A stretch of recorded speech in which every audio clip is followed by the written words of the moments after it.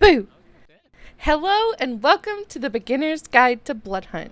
Here are all the things I wish I knew when I first started playing, so I hope that they can help you too. I'm trying to keep this as beginner friendly as possible, but there are also some things in here that you might not know if you've been playing for like a week. There are things like how to find enemies, quality of life to make your gameplay a bit more smoother, and even mechanics that you might not know. So let's begin. First things first, the characters. Not only are they fun to dress up individually, they're all also extremely customizable. This does mean, however, that you can't quite just base a character's look off of their abilities, and it can make it really hard to figure out which character you're fighting. It can also make it more difficult to figure out who's on which team in trios. Even I will go and fight someone new and still get bamboozled when they do an ability I didn't expect. So I'm telling you now to help you break the habit. Something that is super unique to Bloodhunt is that they have characters who belong to the same vampire clan, and those characters will be able to share the same movement ability. This is really great if someone takes your character, but you've really grown comfortable with the way that they move. For example, the first two characters in the list share a soaring leap, and then the next two share invisibility. And then finally, the last two share a projection that they can use to propel themselves forward. There is an exemption due to the last clan because there's only one character, but that might change in the future. That's my speculation. One really cool thing about the game is that it will reward you the longer you play a specific character. This means that you can click on the icon under the character and add a special perk to enhance the way that you play. These things include stuff like faster reloading, starting with an extra blood resonance, I'll get to that later, starting with an armor, etc. You'll unlock all of these perks just by leveling up your character, and by reaching level 20, you'll have unlocked them all. But now, let's say you've given your vampire a fresh new look and you're thrown into prog. What's next? Help! This first thing you're gonna want to do is scan. On PC, it's the X button by default, but the keybind is called this. This scan is something everyone can do, and its cooldown is very short, so don't be afraid to spam it. When you scan the world, it will go black and white, but it will also reveal certain things to you. Blue flames will guide you to areas to find weapons and ammo. A golden chest will mean that there's a chest with a purple or gold tier weapon in it. Humans that will appear with different colors have different effects. Respawn orbs that are located around the map will also have a certain look to them, and enemies. Enemies will appear in pure red. This skin will also show you a few other things, but I'm going to save that for just a minute. Some things to know that you're going to be looking for things to carry, like blood bags, which will give you half of your health back, syringes, which will give you a tiny boost and heal you over time, little gas neutralizers, which when used allow you to stay in the storm for a while before taking damage, and finally shields that give you plus 50 health. Everyone in the game has 200 health. Speaking of healing, there are multiple ways to heal in the game. If you hold G or look up the keybind for consumable, it will open a wheel that you can then flick to in order to grab a shield or blood bag. I feel like this makes it much more fluid when you're moving around the game, and is easier than opening your menu. One way to instantly get back to full health, no matter what your health is to run and bite a human. They don't have to be the special ones either. Any human will do. You can also do this with other players. Melee has lifesteal. Let me repeat that! All melee has lifesteal. If you're in the middle of a fight and someone melees you with any weapon, even their fists, they're gonna gain back a certain portion of their health. And if you knock someone, you can either do a finisher called Diablerize. It's a weird word, I know. It just means devour them. You'll gain all of your health back, and all of your abilities, if they're on a cooldown, will be reset. However, if you don't have any time to Diablerize, your best bet is to melee them to death. And if you're low, this will heal you. But why finish them, you might ask? It seems a bit rude. Well, in Bloodhunt, any knocked enemy has a self-revive, essentially. And that will allow them to pick themselves up after a certain period. I'd put in the numbers here, but there are perks to change your timer, blah blah blah. What you need to know in solos is that solos has a shorter timer, in trios it's a bit longer. Vampires can regenerate over time, you know. So it's important to finish them off so they don't give you problems later. If a person is in the red gas, however, it does stop their revive timer completely. So in order to get back up, their teammate will either have to physically revive them, or else the zone will kill them. That's okay though. If both of your teammates are dead, you can run to a respawn orb thingy, looks like this on the minimap, and respawn them there. Dead players can also see and ping the map to help you if you're running for your life and need to know where to go. You don't have to stick around because once your teammate dies, there's no banner or anything to grab either. If your teammate gets knocked and are in a safe location though, you can run over to them and pick them up. So at this point, maybe you're feeling pretty good, but you're having trouble finding other players. So remember that important scanning tool? If you hear someone fighting and you're scanning near it, it will show you these audio orbs that can guide you to where the people are. If they're shooting their guns, you'll see them. If they're climbing a wall, you'll even see it. If you're looking at your minimap, you'll also see these red circles go off. You can see your own if you jump and land in front of a human to startle them. For your own team, it's white, but for everyone else, it's red. And if you see that, it can give you an idea of where someone is. And speaking of humans, these guys will give you away so often. The first way is just by screaming if they see you climb a wall, because you know, it's not something you see every day.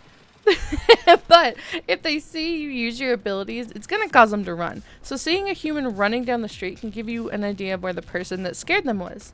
But what's the best way to know where someone is? The Bloodhunt. The Bloodhunt means someone broke their masquerade, aka showed humans vampires exist, and now it's your job to go fix that. When you're Bloodhunted, everyone on the map can see where you are at all times. If they are near you, you will appear glowing red even behind objects until the Bloodhunt runs out, and they can see you from pretty far away, to be honest. And if you're on the other side of the map, all they have to do is pull up their map and they will see a red flashing circle. So if you see someone get Bloodhunted, check your map and see where they are, because it's a really good indicator that you may not catch the Bloodhunted person in time, but you'll probably run into others that were also looking for them. To get Bloodhunted, it's kind of easy. You get Bloodhunted if you kill a human, if you bite a human in front of another human, if you bite an entity in front of another human, if you diabolarize another player in front of a human. If any of your abilities hurt the humans. I'm talking about you, brute wall! There's a little sidebar here though about the humans, but be careful. Once a human has been fed on, they can appear like a down player, but also a running human can look very unpredictable and you may mistake them for players running away. It's okay if it happens to you too. Now, I mentioned the entity on the list as a way to get Bloodhunted, so I kind of want to go over them quickly. If you see an enemy on the map walking around with a red laser, you ran into an entity. They are marked on the map with this symbol, so you'll know where they are. They tend to spawn in groups and guard gold chests that have really good weapons. You can also devour them to get extra perks for your resonance. Resonance I'm going to keep really brief as I have a full video about it, and if I figure out how, I'll tag it here, but if not, it's linked below. Resonances in Bloodhunt are the different blood types you're going to see the humans appear as.